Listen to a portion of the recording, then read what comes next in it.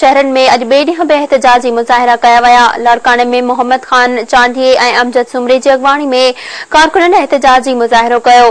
बदीन में एडवोकेट कामरान लाखे, राम कोहली ऐं बशीर टालपुर जी अॻवानी में रैली कढी वई।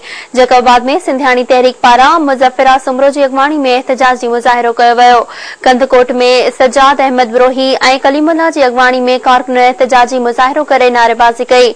नौशहरो फिरोज में वसीम राजपर ऐं सदाम सुमरे जी अॻवानी में अवामी तहरीक जे कारकुननि एहतजाजी मुज़ाहिरो करे धरनो हयो। मीरपुर ख़ास में मुमताज खोसे ऐं गुलाम मुस्तफ़ा लेकारी जी अॻवानी में कारकुननि एहतजाजी मुज़ाहिरो करे नारेबाज़ी कई। दादू में मीर खोसे ऐं अब्बास सोलंगी जी अॻवानी में कारकुननि एहतजाजी मुज़ाहिरो करे नारेबाज़ी कई। जोही में गुलाम कादिर रिंद ऐं अब्दुल करीम रिंद जी अॻवानी में मुज़ाहिरो करे नारेबाज़ी कई वई। नसीराबाद में गुलाम मुस्तफ़ा चांडिये ऐं अकबर शेख जी अॻवानी में कारकुननि एहतजाजी मुज़ाहिरो कयो।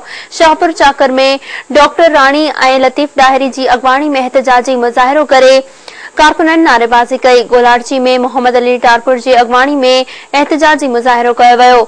दड़े में अज़ीज़ मेमण ऐं शरीफ पलीजे जी अॻवानी में मुज़ाहिरो कयो वियो। खिपरे में इम्तियाज़ मरी ऐं ज़ाहिद मरी जी अॻवानी में कारकुननि एहतजाजी मुज़ाहिरो करे धरनो हयो।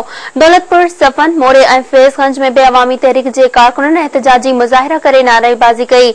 अॻवाननि इल्ज़ाम हयो त हुकूमती इतिहाद में शामिल धुर अयाज़ लतीफ़ पलीजे जे क़त्ल जो मंसूबो चोड़ियो आहे। हुननि चयो त मंसूबे जो इंकशाफ कराची में गिरफ़्तार कयल हिकु टारगेट किलर कयो आहे। इन करे हू समझनि था त रिथाबंदी में हुक्मरान बेमुलविस आहिनि। अवामी तहरीक जे अॻवाननि चयो त अयाज़ लतीफ़ पलीजे जे क़त्ल जो मंसूबो जोड़ींदड़नि खे वाइखो करे सख़्त सज़ा ॾिनी वञे। ॿी सूरत में एहतजाज जारी रहंदो।